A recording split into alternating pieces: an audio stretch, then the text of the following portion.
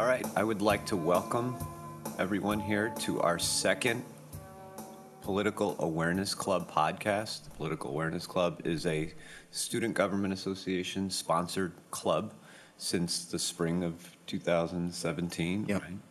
And this event, I would also like to point out, is sponsored by the Civic Engagement Institute, which is an organization founded in the spring also to get our students to be more civically engaged and to communicate with one another, educate ourselves, and to do good work in our communities. And so we are working hard toward making this campus a civically engaged culture.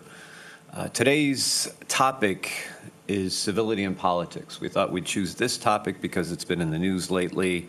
The election of 2016 with Donald Trump and Hillary Clinton certainly has made people more aware of civility in politics, or perhaps the more appropriate way of saying it is the lack of civility in politics. Although, as we will see today, that the uncivil nature of politics began long before 2016. So I would like to introduce the presenters. From my right, far right, is Nick Nigro. Kevin Short is next to him. Mike Farnan. To my left, Bethany Kiefer.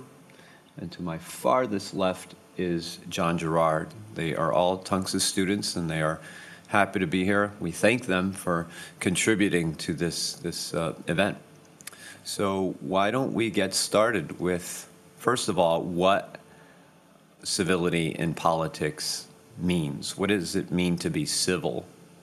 Civility can be defined in many ways, but from the Institute for Civility in Government, Tom Spath and Cassandra Danke have defined it this way. Civility is claiming caring for one's identity, needs, and beliefs without degrading someone else's in the process. So it calls into mind a mutual respect for each other, despite the fact that we may disagree, we may not share the same beliefs, the same ideas, or the same way of getting to certain political, social goals, still we respect one another. So that's where the word civility comes from. The lack of civility is obviously the lack of presence of mutual respect. The word incivility derives from the Latin word incivilis, meaning not of a citizen. So you can see how civility is connected to citizenship, which requires a certain responsibility of people. Citizens have rights, but they also have responsibilities to respect one another. Because in the end, when you don't respect each other, it eventually gets turned back on you. You don't respect yourself. And so that's the lesson we'd like to communicate to not just those who watch the podcast, but really anybody interested in the educational experience. So anyway, I would like to actually put the question on the table. What do you think is the problem with our politics today in terms of civility? Is there a problem? Is it something that is fair game when people discuss and fight and argue? Or do we recognize the problem, first of all? What do you think? I think it is a big problem, this incivility in politics.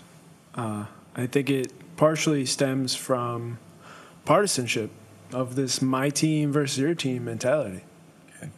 And you're talking mostly about the Republicans and the Democrats, I would assume, right? This my team versus your team mentality. Hasn't this always been the case in American politics ever since the origins of the two-party system, beginning with the Federalists and the Democratic Republicans? Hasn't this always been part of our political culture, or is this something new? Well, I think that as far as going back to when the Founding Fathers constructed our government, they did have an understanding there would be people with different ideas, hence having different parties. Mm-hmm. But comparison to what they are now, right? I would presume that people did have a mutual understanding of why they are here. Sure. And why they want to share their word and hopefully have others agree with them. Right. Because we all have different goals, mm-hmm. but hopefully we all share the same thought mm-hmm. in the long run. Okay. Which is what, in the case of civility in politics for the politicians, what can we do for our country? What can we do to help make our country better, to resolve any issues that are currently standing? What can we do? Okay. Let me just say that the founders didn't imagine that there'd be political parties. They kind of happened by accident in the United States.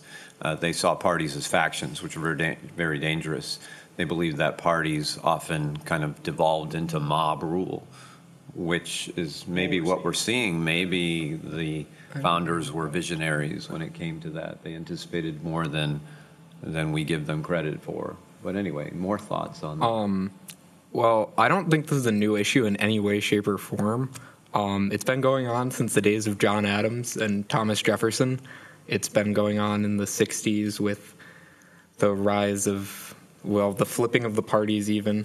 It's been going on forever. The thing I see that's different now is it's instant. Everything happens immediately. Okay. You can say whatever you want, and someone will reply no matter what within a few seconds if enough people care. And now it's also super impersonal because you mostly argue on the internet. And if you're arguing on the internet, you don't see their face. You can't feel empathy for them. Right. I think that's true. Social media in particular has exacerbated the problem, a problem that John says has always existed. And I think that's accurate. Bethany? I think it's more than just that. I think in order for effective policies to happen and for government to actually represent people effectively, you have to have conflict. You have to have disagreements. I think it's necessary for someone to disagree with you to point out flaws in your thinking that you aren't capable of seeing and that people who agree with you aren't capable of seeing. And that's how you form the best policies.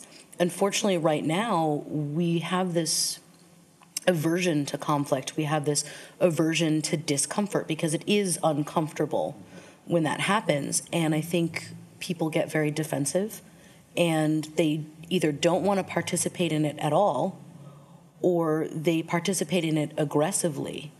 So one extreme or the other. Right. Right. I think that's true, what Bethany said. She makes a few good points. One is that it's always been there, and it's okay to argue. It's okay to disagree. It's okay to question and to criticize what people's logic is when it comes to political discussion, right? But what Bethany says is new is the degree to which we are immediately angered by people disagreeing with us, or the extent to which people disagree and how they do it.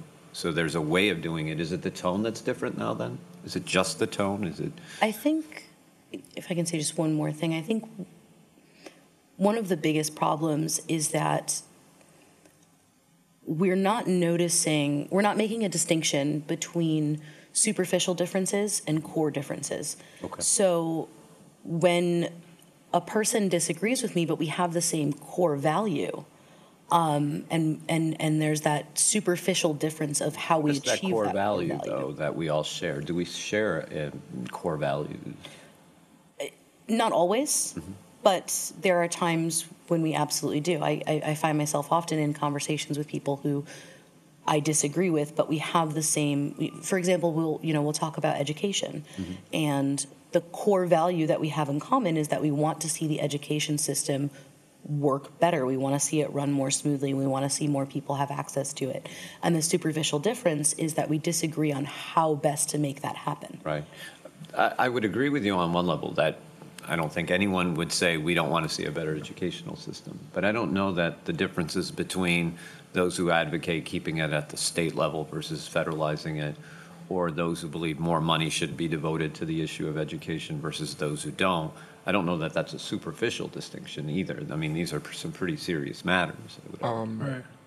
I think the other thing is most of the time we look at things as a zero-sum game, as we either win or we lose. Right. Instead of actually trying to discuss it and reach some type of common ground, because no matter how much you disagree with someone, you can always reach a common ground in some way. You can figure out, even if you can't agree on the solution, you can figure out the problem together. Like Beth and I were just talking about education outside, right, and we have slightly different ideas, but we both got to the point where we could recognize the problem.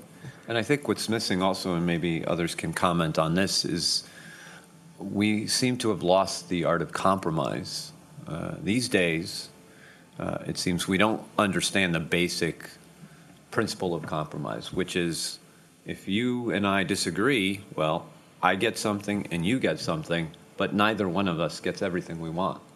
That's the art of compromise. And even among those political leaders in Congress, President of the United States, John talks about a zero-sum game. That's exactly right. Either I win or I lose. There's nothing in between. And that's exactly what compromise is not about, right? And if our most deliberative body, the U.S. Congress, cannot come to that recognition, then we're in a bit of trouble, aren't we, politically speaking? Yes. Okay, so elaborate on that, Mike. Why do you say yes? Why is that true? I know people, very educated people, who say, no, you've got to take it to the other side. You've got to be aggressive in what you want. And you've got to go after what you want. You've got to have the courage of your convictions, come hell or high water. And for them, politics is a zero-sum game. And they're not bashful about it. They have no compunction about saying that.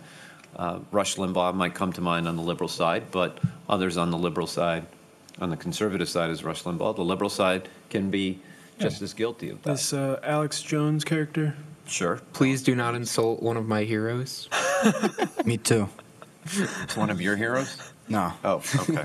Clint Eastwood is. Mike, elaborate on that. You had something to say about that art of compromise, or Nick. I do find a pretty big problem with this partisanship of, people thinking it is a zero-sum game when it's really not. Like, the whole point of politics is to come together to find solutions to, like, these big problems that are made up of individual problems of individual people. Right, right. Like this Senator Grassley, he's Grassley. That's recently made some statements about normal Americans. I don't know if you guys, I showed you guys. But, Okay, let's see. So this is Chuck Grassley. He's from Iowa, Republican congressman. Can I quote him here? Yeah. I think not having the estate tax recognizes the people that are investing as opposed to those that are just spending. Every darn penny they have, whether it's on booze or women or movies. So pretty acerbic language maybe that he uses. So you're painting a picture of Chuck Grassley as what? Someone who's not able to compromise, who just... Yeah. It's pretty obvious to me that he sees this as a, for lack of a better term, a war against the other side. Right. And the headline here, if you are not able to see it, is Republican Senator Chuck Grassley explains that rich people should get bigger tax cuts because they're simply better than the rest of us. Now, was he quoted as saying that, though? I want to interject here a little. The headline of that article alone is throwing civility aside. You're talking about the headline I just read, right? Yeah. Yeah. Right. So is it Chuck Grassley or is it the headline? It's both. Okay. It's both. It's everyone. It's pretty. Whenever there's an issue of it, everyone's wrong in some way, shape, or form.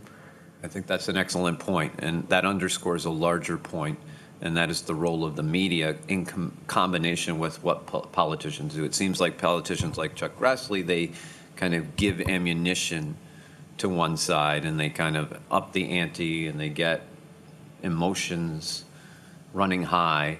But at the same time, that media caption doesn't do anything. Where is the source? Did you? It's from the Democratic Underground. Oh, well, that might explain why they would go after a Republican. Get the right? worst things. I think if you go to Yahoo News and occasionally, or Google News, I see these captions without even reading the story, because I try not to do that. But just the other day, there was a caption about Don Lemon, who's a CNN newsman.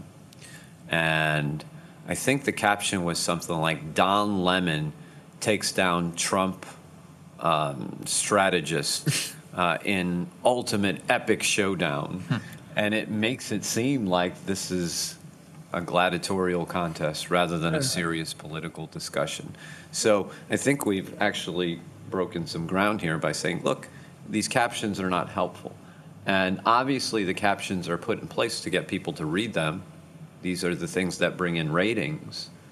But is it in the best interest of the American people for the media to draw ratings rather than to actually inform? I like. Oh, sorry. Let's give Mike a chance to Well, chime in. I do think it's unfair, and in the fact that the media does try to, pick up their reins by advertising titles such as that do seem very leaning to one side and the other. Right. especially when there's an area where there's no disagreement. Right. You know, when you listen to other medias, and I won't say any names, where the one is... Well, you can feel free to say names. It's Oh. okay.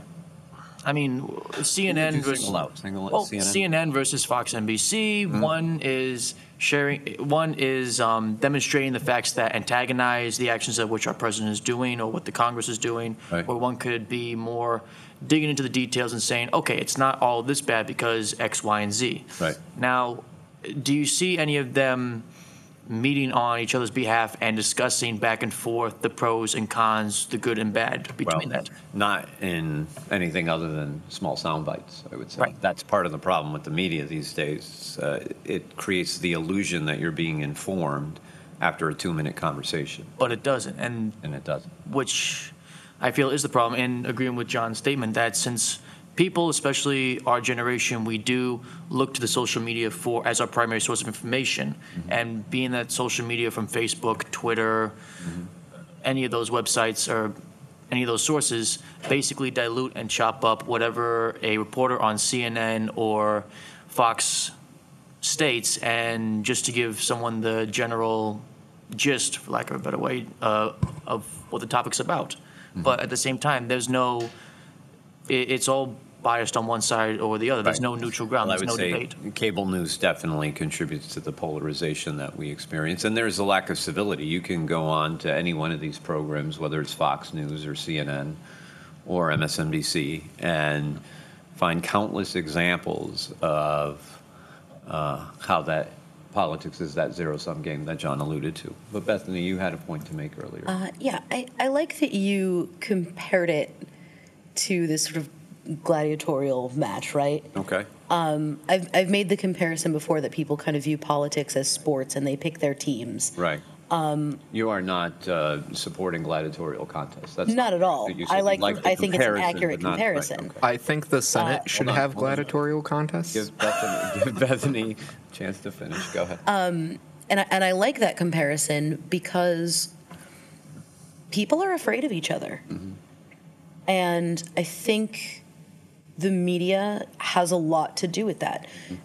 You know, the biases that they have, and of course they're trying to sell headlines, and so you get these sensational pieces that vilify the opposing stance. Right. And you end up with people who legitimately feel like the other side is trying to destroy their country. I will never forget CNN in the campaign. The Republican nomination had yet to be determined, and this was at a point, you may recall, I don't know if you follow the campaign too closely, but Marco Rubio had begun to make fun of Donald Trump rather than talking about the policy ideas that he had. And so CNN began to cover Rubio because he was making fun of Donald Trump's hands and how small they were. And the minute he stopped that, because that was the first 5 or 10 minutes of his speech, the minute he shifted from making fun of Donald Trump to talking about politics, CNN broke away from Marco Rubio because it wasn't interesting anymore. And so it's just the opposite of being informed. If you want to inform the American people, you focus in on the policies that Marco Rubio and others are advocating, right? But the moment that happened, they shifted. They informed people less, and they made it a concerted effort to do it because it just didn't bring in the ratings anymore. So I think cable news is culpable more than we realize. Before we move on, could I say something real quick? Sure, of course. Yeah, absolutely. Go ahead. I think that Hollywood has a lot to do with it too. Well, it's easy to blame Hollywood because you can blame Hollywood for just about everything. But elaborate on that point. What do you mean? Well, first of all, you got all these actors and actresses coming out, you know, on both sides of the spectrum. And especially the liberal actors say they'll move to Canada if Trump gets elected. They just make the situation a whole lot worse when they say things like that because they make it sound like an apocalypse is about to occur. It's not, right? No, There's it's not. No. apocalypse is happening with don't think Donald so. Trump being elected. I don't know. How many of you believe that Donald Trump is just a terrible president? Just show of hands. Okay. I will say that he may not be one of the best presidents that we've had, but as far as the worst, yeah, it's debatable. And Right. he hasn't done anything extreme so far that we would consider him to be the worst president ever. But at the same time, he's been very one-minded or narrow-minded about Right. what his intentions are that he's been mentioning in his campaign speeches. He So certainly has used his Twitter feed, and it says here, since Donald Trump was elected president, how has the overall tone and level of civility in Washington changed? And you can see pretty clearly that, according to this poll, which is from the PBS NewsHour, NPR, and Marist, it's a combination poll, 70% of the American people think that civility has gotten worse since Donald Trump was elected. False. Agree with that? False. Nick doesn't agree. Why not? Well, I'm part of the group that says stayed the same. I don't think it's gotten worse. I think that civility in politics has always been, what do you call, an element of Conversation, imminent, discourse. Conflict. Yes, that's the word Okay. I'm looking for. Okay. So And it's always been part of it, as we. it's always been a spoke part of about it. In earlier. the past almost 2 years or so, we've just seen it. We think it's been worse just because social media and the media in general just makes it seem a lot worse than what it really is. Especially since social media is a new thing, and we're testing it on unconventional presidential election. So Right, and the president himself, of course, has taken to social media in ways that previous presidents have not. Yep. Some call him the tweeter in chief. I'm not sure if that's an appropriate or the most appropriate title for him, but he certainly uses his Twitter account in ways that other presidents had not been able to do or have not done. So, John? I think it's gotten a lot worse because Trump is so polarizing. You either hate him or you love him. Most people aren't in the middle.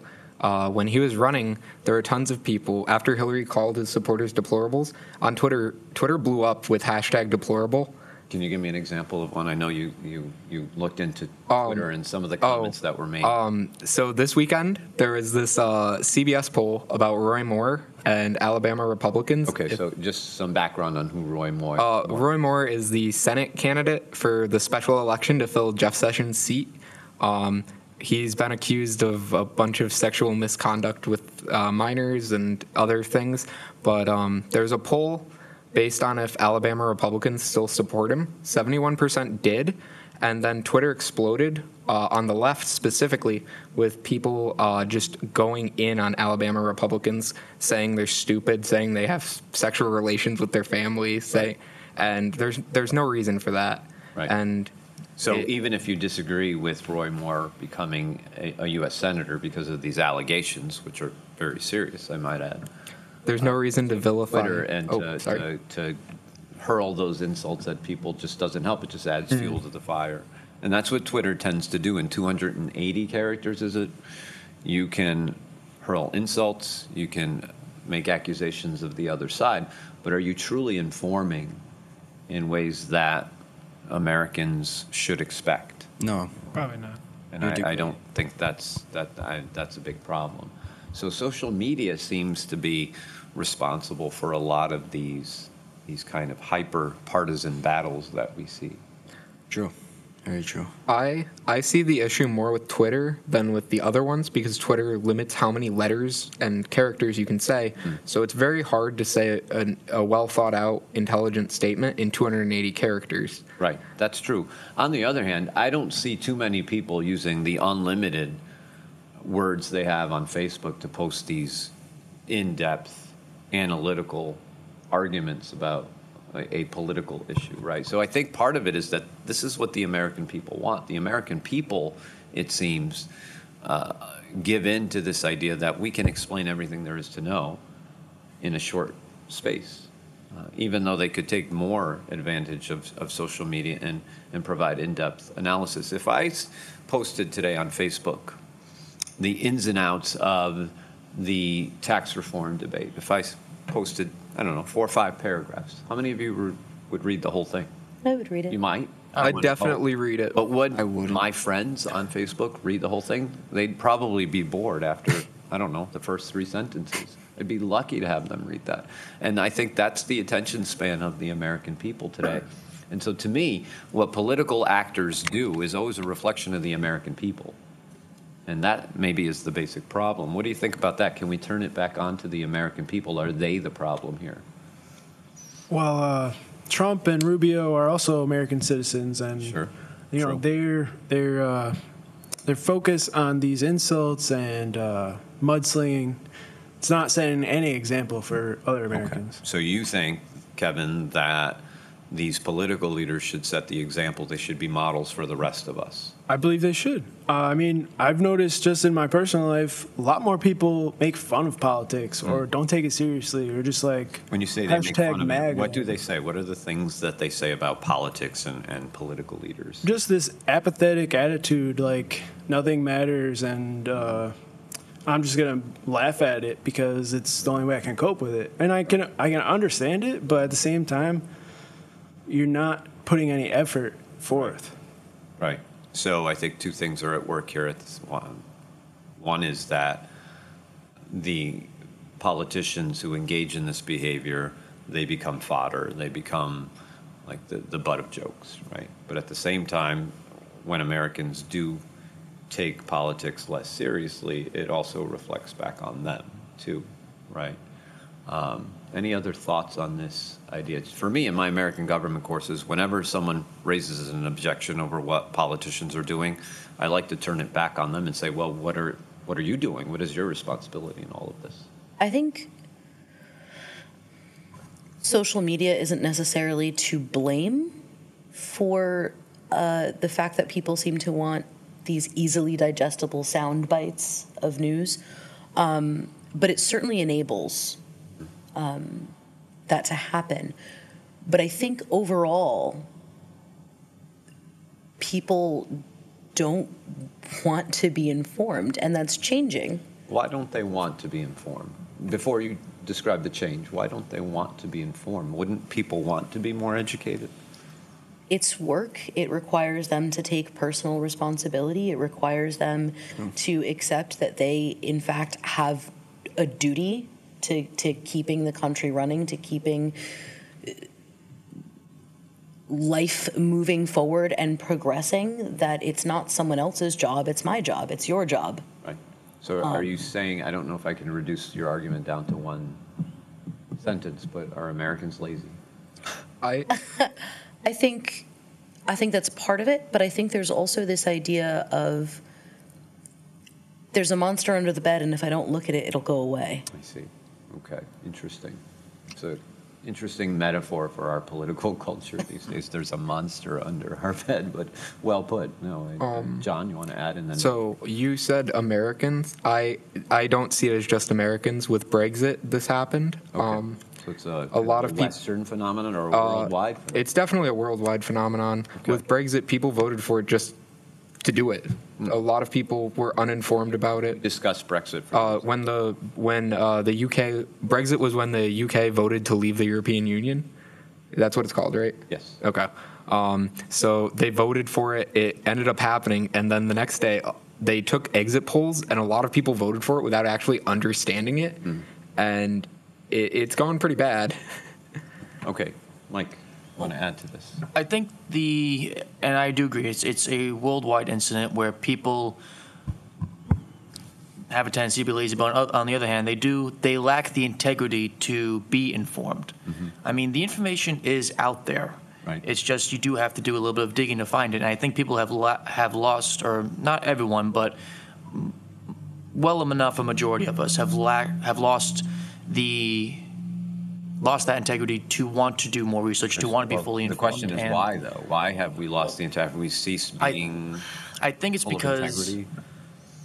the reason why we probably have lost integrity more or less is, yes, we have become lazy, or we felt that we don't have the time to do this research, to do this digging, and that we want something that's short and sweet and to the point. Now, that may work in some cases, but on the other hand, it could just be very broad, very basic. It's just an empty shell. And if you're going off if you're receiving information just from an empty shell, or just that's all you have, then Right. I think studies do back up the idea that Americans perceive themselves as being overworked, that there's just not enough time in the day to do all the things we need to get done, to do all those things. It's interesting that that's the perception because we have more leisure activity than we've ever had. I wish Americans could transport themselves back to the 19th century or the 18th century where most of us work 12, 14, 16 hours a day, and people weren't on their iPhones 6 to 8 hours per day. So if it's that we're lazy, that's one thing. But if we perceive ourselves as not having too much time, I'm not sure. Maybe we're just not prioritizing. I mean, I think also in this mix is the angst and the disgust of seeing how many decades of the same. Right.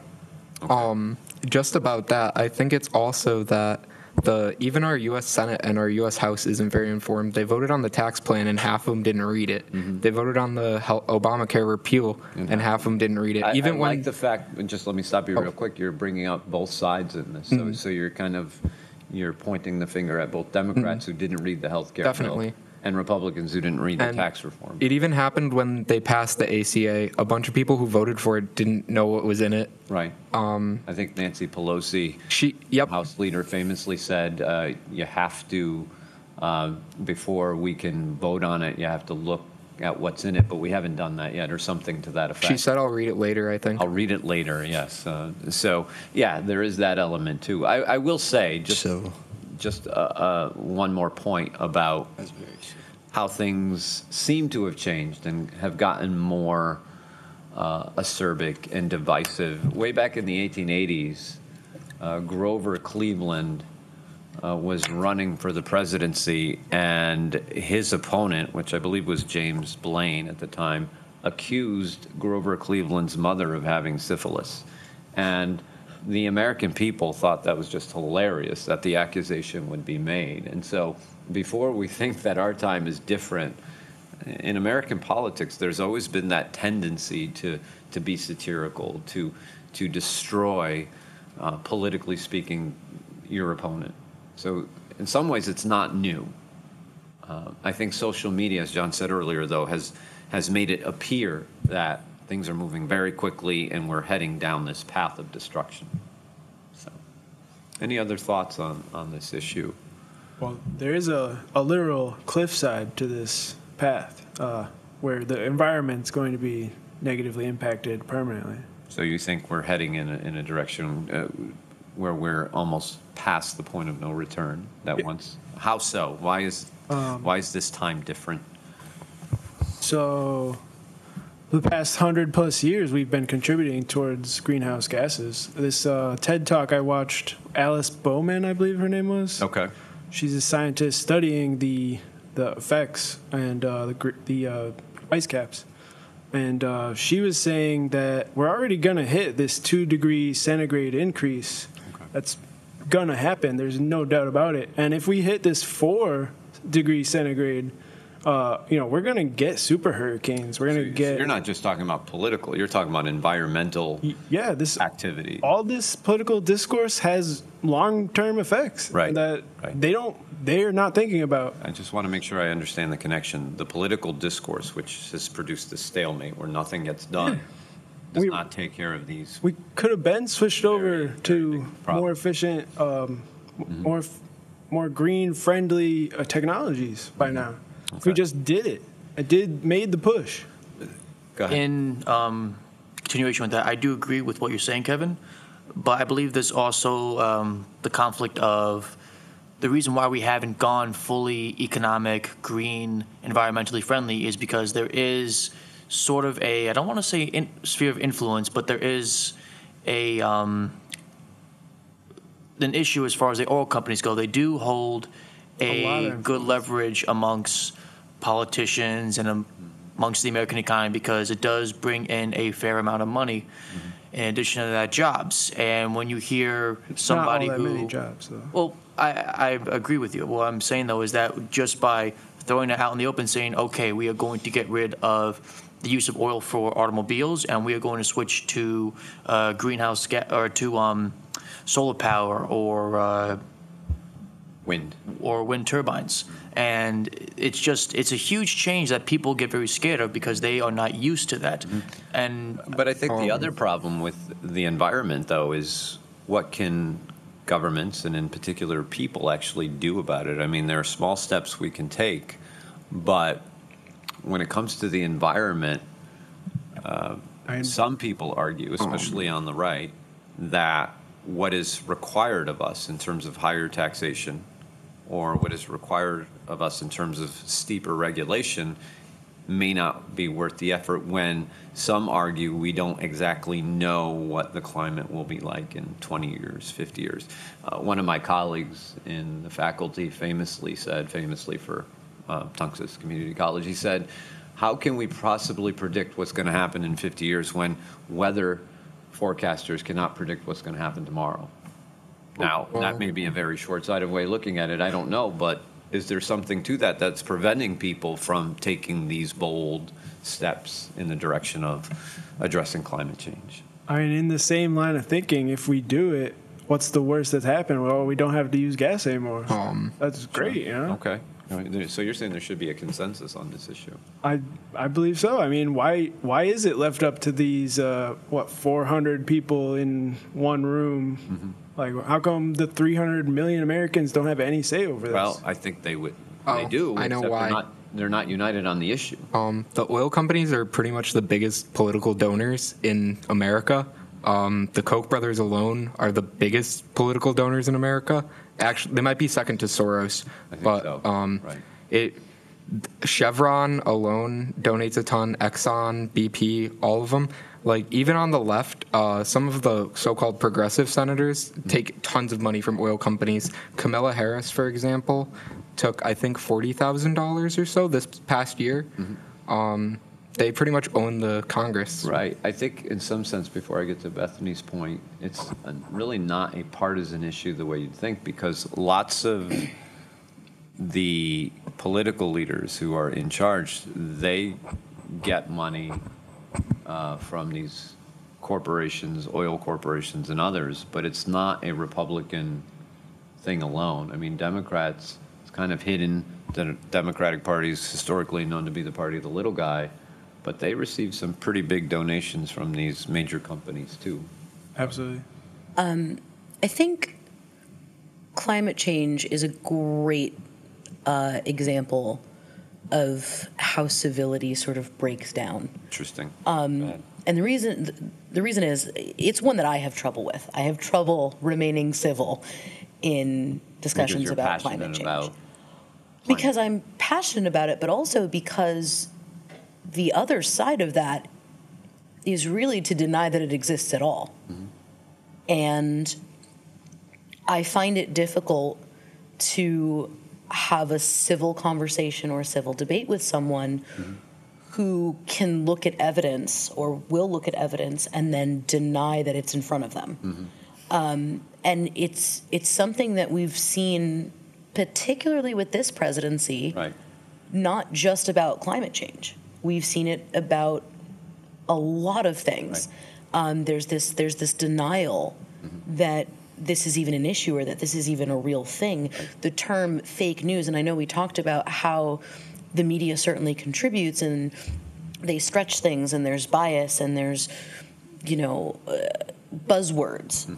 But, fake news is this thing that's being reported, and President Trump very often comes forward and denies things that we have seen and heard with our own eyes.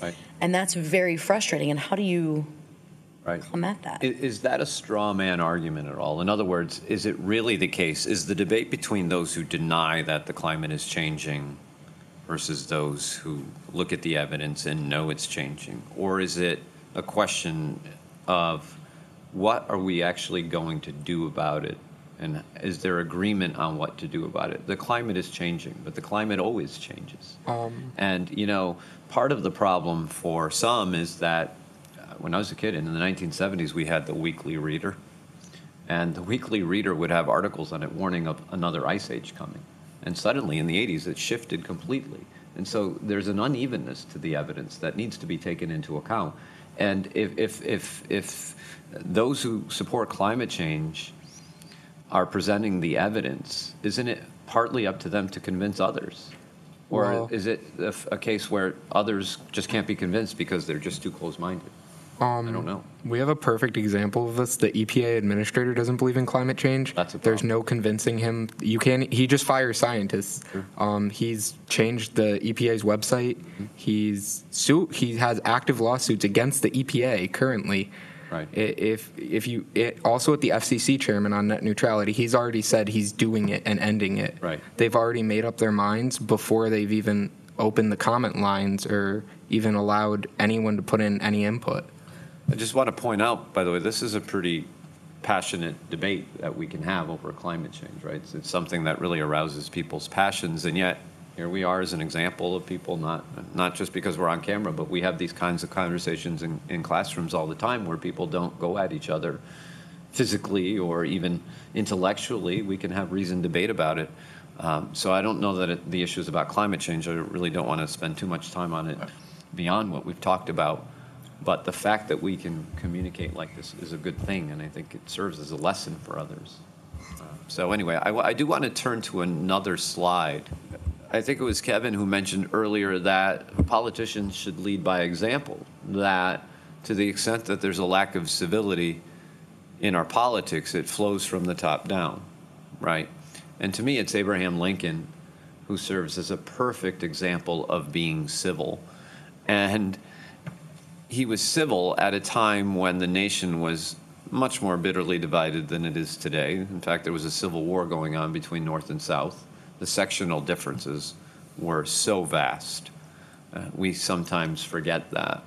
And in the nation's worst hour, in 1865, March to be exact, Lincoln gave his second inaugural address.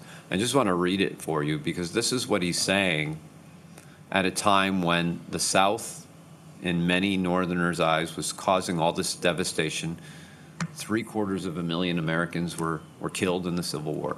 Lincoln says, with malice toward none, with charity for all, with firmness in the right, as God gives us to see the right, let us strive on to finish the work we are in, to bind up the nation's wounds, to care for him who shall bear borne the battle and for his widow and his orphan, to do all which may achieve and cherish a just and lasting peace among ourselves and with all nations. Now, 21st century Americans may not know what to do with this, and they may have difficulty understanding various parts of it. It's 19th century text.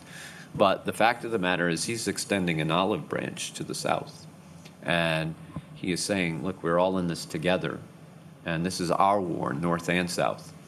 And to me, that is striking, because it's the exact opposite of what we've come to our politicians to do today.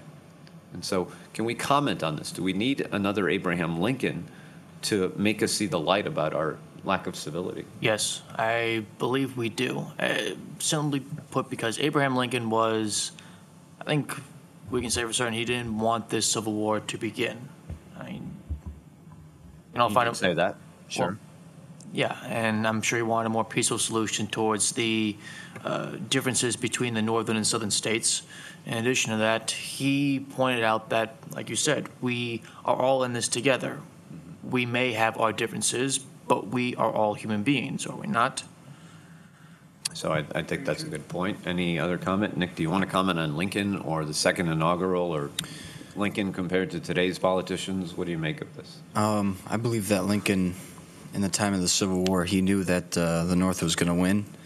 By this time he did, absolutely. By March 1865, it was pretty clear it was just a matter of time. I think that even in the beginning that, that he knew that the North was going to win because they had the industry, they had Sure. the numbers, they had the morale. And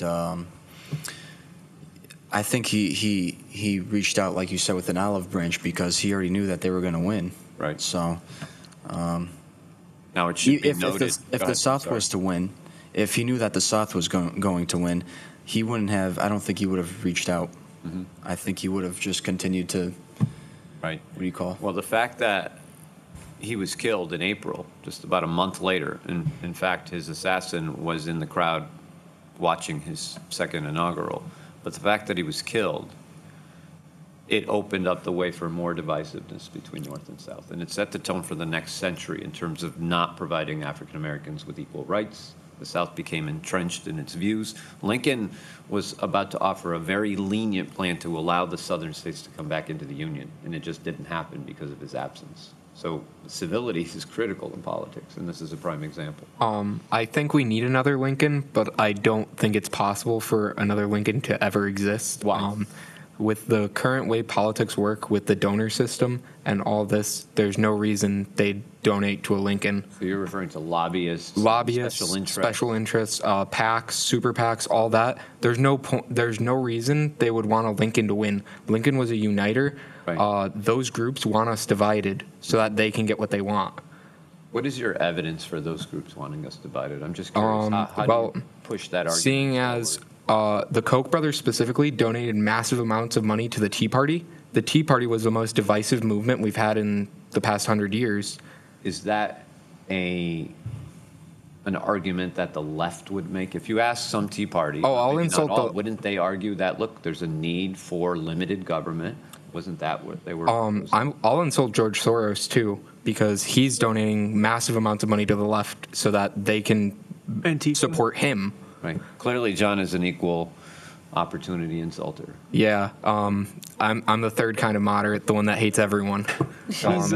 These billionaires who feel they have entitlements to our democracy, they do exactly what John said. They divide people for their own benefit.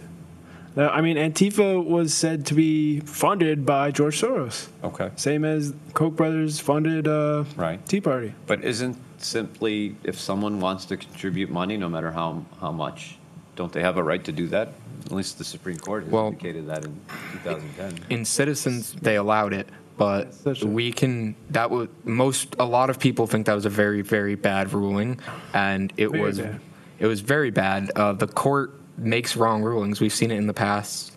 Until we get rid of big money like that, the average person can't make a difference. If I donate $10 to a campaign I believe in, that doesn't make any difference at all. Right. They aren't even going to think about me. They aren't even going to look at that $10 because there will be someone who donated $1 million. I think you've made an astute point linking the lack of civility to the donor system. That's interesting. Go ahead, Mike. In addition to what you're saying, John, and I agree with this, is when people,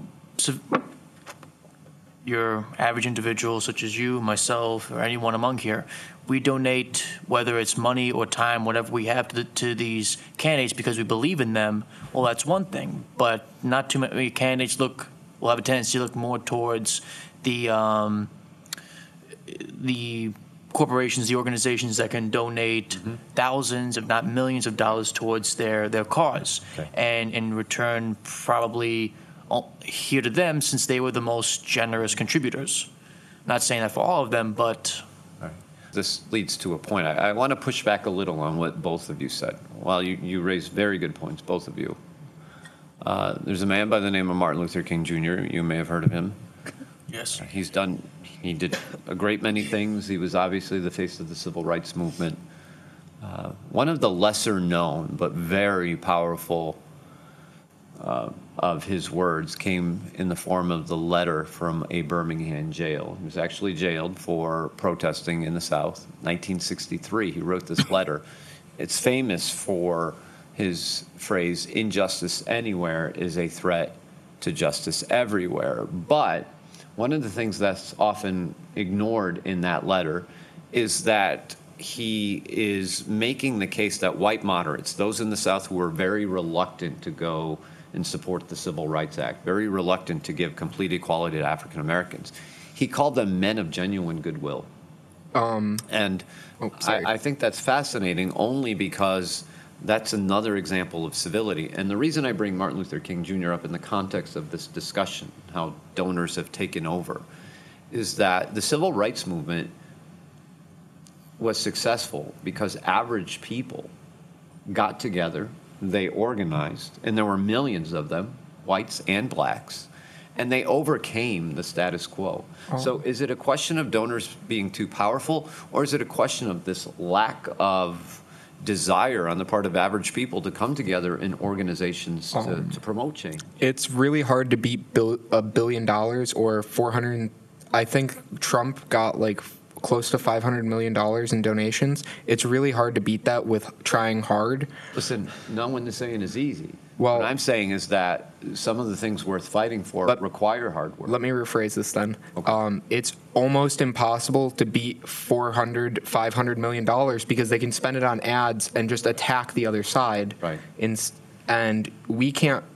I didn't support Trump. I don't unsupport him or anything. I don't really care about him, but I'm just using him as an example. I get It's really hard when they're making attack ads, attacking the other side constantly. Let me ask for you this, people to though. unite. You can see through that. Why can't other people and simply overcome it and do something about it? I spend a lot of time reading about this stuff. Okay.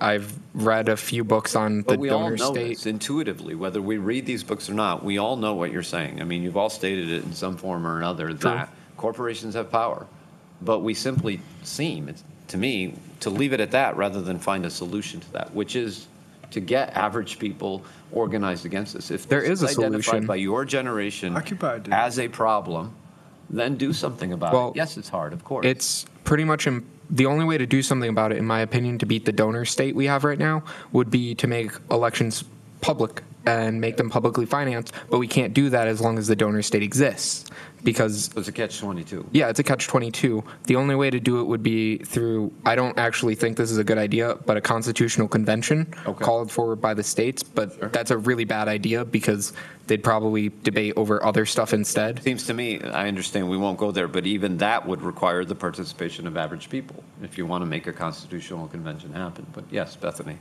Well, that leads in, because I was actually going to go back. You asked if we needed another Lincoln, and I'm going to say no. We have Lincoln.